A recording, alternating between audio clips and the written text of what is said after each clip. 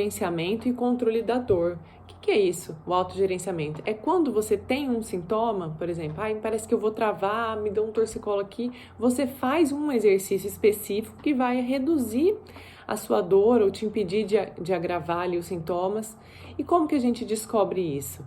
Você tem que passar por uma avaliação aí com um fisioterapeuta, e nessa avaliação ele vai fazer alguns testes e vai tentar identificar qual é esse exercício que tem a capacidade de reduzir os seus sintomas. Quando você faz ele, você melhora essa dor. E geralmente é o exercício que a gente passa para o paciente fazer em casa.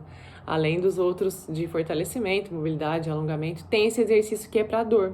E quando o paciente aprende isso, é muito bom, porque ele passa a ter o controle sobre a situação. E isso dá muito empoderamento, dá muito tranquilidade, porque a pessoa sabe que onde ela estiver, se ela tiver aquele sintoma novamente, ela vai fazer aquele exercício e vai melhorar.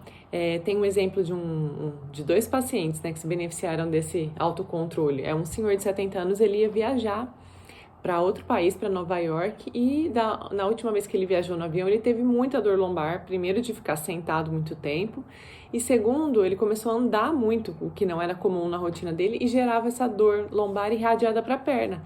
E ele perdeu a viagem, ele teve que voltar antes do prazo total, porque ele estava com muita dor. E aí, depois que ele voltou, ele sabia que ele ia ter uma viagem, ele começou a fazer o tratamento comigo, e eu identifiquei que a extensão lombar era um exercício que aliviava a dor dele.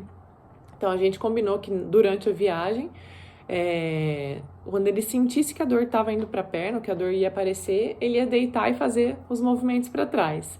E assim aconteceu. E eu também orientei, durante a viagem de avião, ele levar um rolo lombar, que a gente já tinha identificado que a extensão melhorava ele. Então, ele usava esse rolinho na lombar, procurava se movimentar ali, alguns períodos do voo que ele via que estava cansado de ficar sentado, levantava, caminhava um pouco, fazia uns movimentos com a coluna, e ele conseguiu fazer, passar por a parte do voo, foi tudo tranquilo com essas orientações, e chegando lá, ele começou a andar, porque você está numa viagem, você quer passear, né? E ele sentiu dor, o que ele fez? Ele falou para mim que estava no Central Park, lá em Nova York, ele deitou num banco de barriga para baixo e fez os 10 movimentos que eu orientei para trás, e a dor passou. Ele falou, nossa, ficou todo mundo me olhando, mas foi a melhor coisa que eu fiz, porque assim, ele estava num museu, ele parava, se começava a doer, ele fazia o movimento. Então, ele mesmo controlou a dor dele. Porque imagina, você está numa viagem, não tem como você ligar para o fisioterapeuta e marcar uma consulta. É super difícil você fora do país. Você ia parar num hospital para tomar remédio. Então, quando a gente dá para o paciente esse poder de ter a primeira informação, né, de que ele mesmo pode fazer, essa parte de educação do paciente é muito importante. E o segundo é apresentar esse exercício e falar que ele pode fazer. Caso ele faça esse exercício e aí os sintomas ainda persistam, porque o problema pode mudar, aí ele volta a procurar a gente, fazer uma nova avaliação. Mas como o exercício foi importante para esse paciente, né? E eu tenho um outro exemplo também, inclusive ela deixou um depoimento na página de vendas do meu e-book, que era uma gestante. Ela já tinha tido uma experiência muito ruim de ter tido uma hérnia com dor irradiada para a perna na primeira gestação dela. Ela passou a gestação inteira deitada de repouso porque ela não conseguia ficar em pé. Essa dor era muito forte, o parto dela foi antecipado. Ela teve o bebê com 8 meses porque ela tinha muita dor, precisava tomar remédio forte, não pode ficar tomando, né? Ela queria ter o filho logo para poder cuidar da coluna.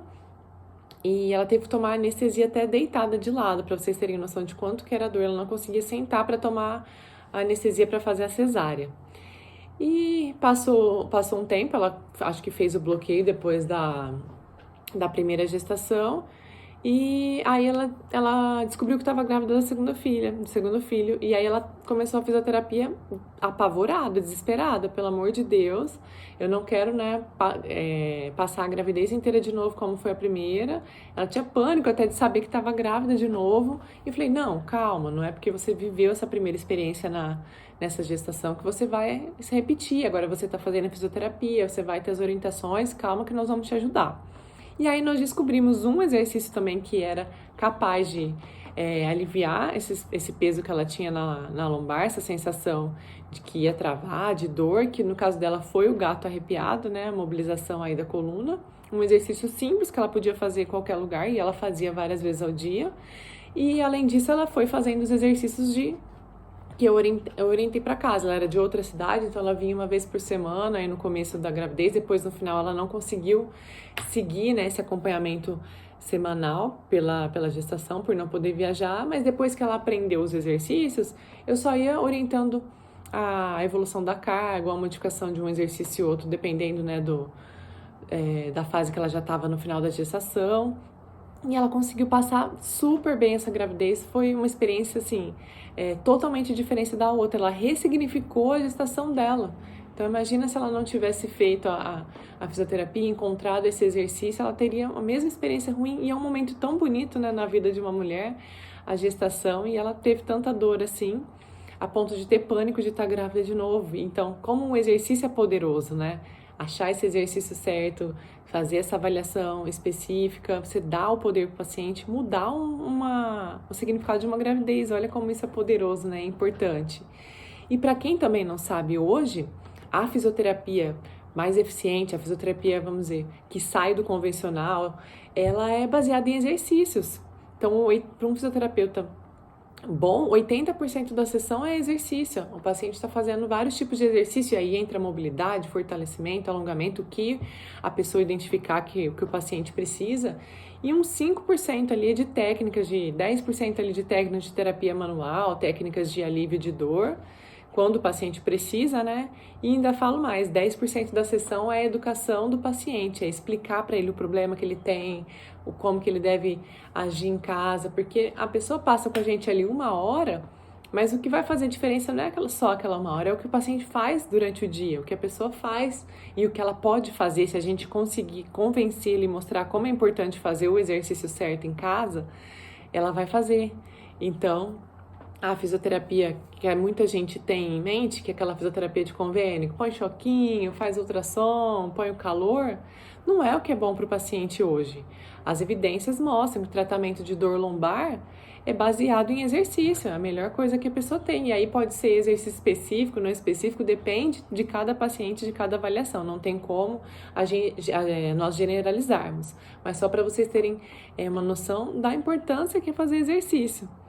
Então fica aqui o meu convite para você começar também a fazer esses exercícios. E aqui eu proponho para as mães fazerem 15 minutos de exercício em casa, porque eu sei que a vida é corrida, a rotina com os bebês, mas o pouco que você fizer e já começar, você já vai começar a ter todos esses benefícios que eu citei aqui. Se você tiver alguma dúvida, quiser que eu aprofunde ou explique um pouco mais cada um desses itens que eu falei, pode me mandar, eu estou à disposição aqui. As pessoas também interagiram quando eu coloquei esse tema no stories do Instagram, então eu tive uma noção da questão dos exercícios, se a pessoa tem medo de fazer quando tá com dor, e muitas vezes a pessoa prefere ficar parada, né, quando sente dor, sendo que o exercício pode trazer todos esses benefícios que eu falei. E muita gente também colocou, tá com dor, alonga que resolve, né? Gente, alongamento não é solução para tudo, aquele rolinho de liberação facial, miofacial não é a solução para todas as dores. E como eu já citei outras vezes, alongamento pode até piorar em alguns casos. No caso, por exemplo, de dor ciática aguda, é contraindicado fazer alongamento. Então, muitas pessoas têm essa visão antiga e essa visão errada da fisioterapia, né? De que é alongar, de que é fazer massagem e fazer o choquinho que vai melhorar. E não, hoje o fisioterapeuta bom é muito mais voltado para exercício a sessão dele. Então, se você está fazendo também fisioterapia em algum lugar e você perceber que está indo para esse outro lado, que não está te passando exercício, nem orientações, nem te explicando para o seu problema, tome cuidado. Você pode estar no caminho errado aí da resolução da sua dor, do seu problema. Então, espero que vocês tenham gostado desse vídeo de hoje. Se vocês tiverem também outras sugestões para que eu explique mais sobre um determinado assunto, podem me mandar. Estou aberta aí para opiniões. Eu quero ajudar vocês nessa caminhada rumo ao movimento, tá bom? Obrigada, mamães. Até mais.